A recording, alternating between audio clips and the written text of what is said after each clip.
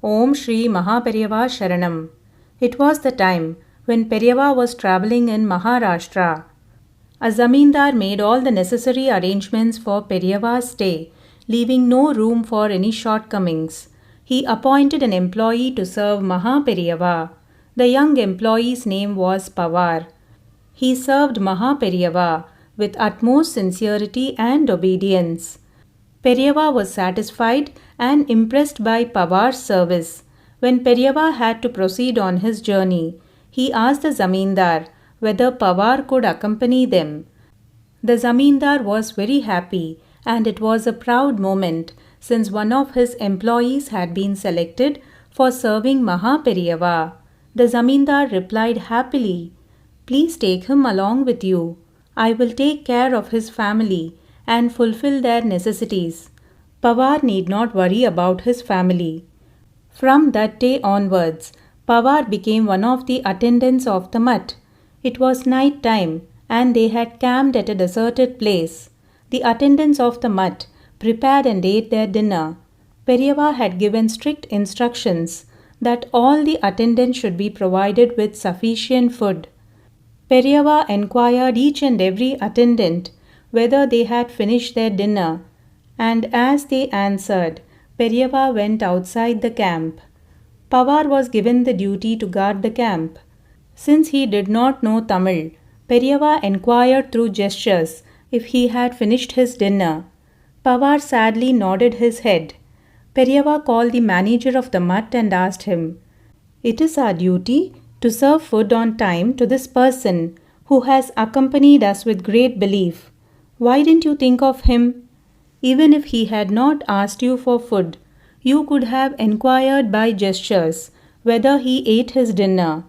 All of you have closed the kitchen after finishing your dinner. In this deserted place, where will he go in search of food?" The manager said that he would arrange dinner for Pawar.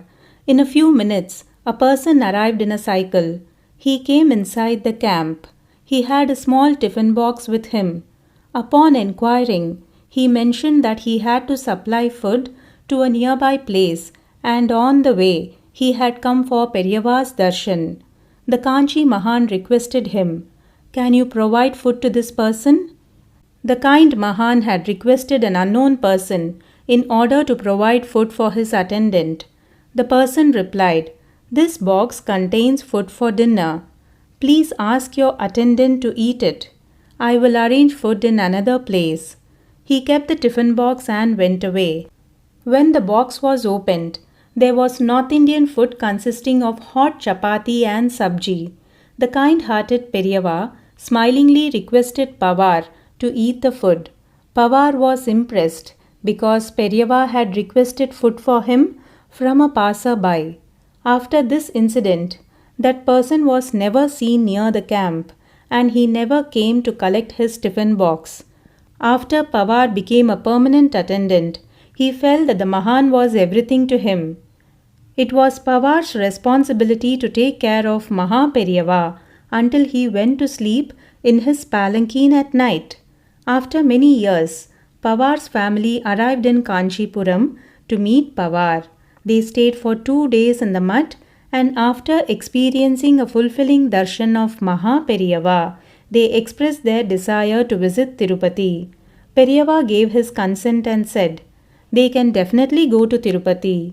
Pawar also desired to visit Tirupathi with his family, but he needed Periyava's consent. Who would perform his duties if he went to Tirupathi?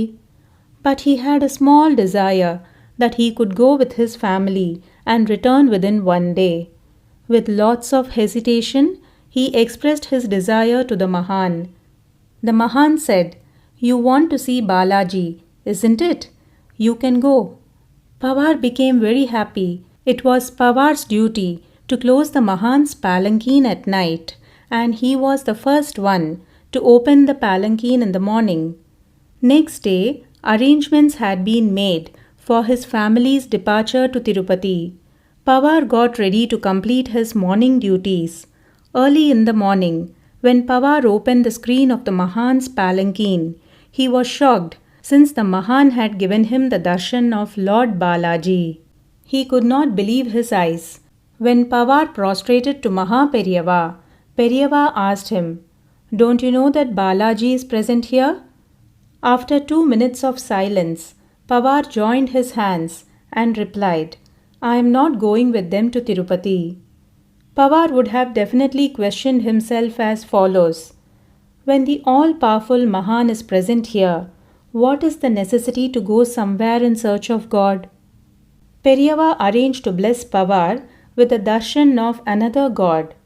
Once Periyava had camped in North India, in the outskirts of a town, since they could not find a suitable place of stay.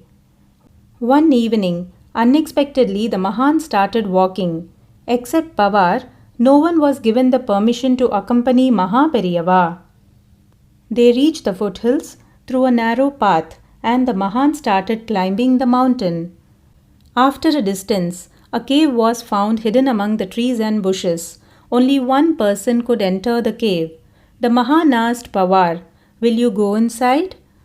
Pawar joined both his hands and replied, "I am scared. I will not go inside." Periyava smiled at him and entered the cave. Pawar waited anxiously outside the cave. After a few minutes, the Mahan came out smiling and said to Pawar, "Now you can go inside." Pawar felt it was improper for him to get scared since Maha Periyava himself had entered the cave.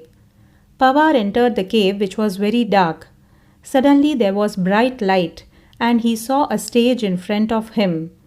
He had been blessed with the darshan of the Vishwaroop of Lord Anjaneya, who was in deep meditation. He could not believe himself. He prostrated to the Vayuputra, and with the same excitement of the darshan, he came out of the cave. The all-powerful Parameshwara, Sri Maha Periyava, asked him, "Did you see?" With joined hands, Pawar nodded his head, and both of them left the place.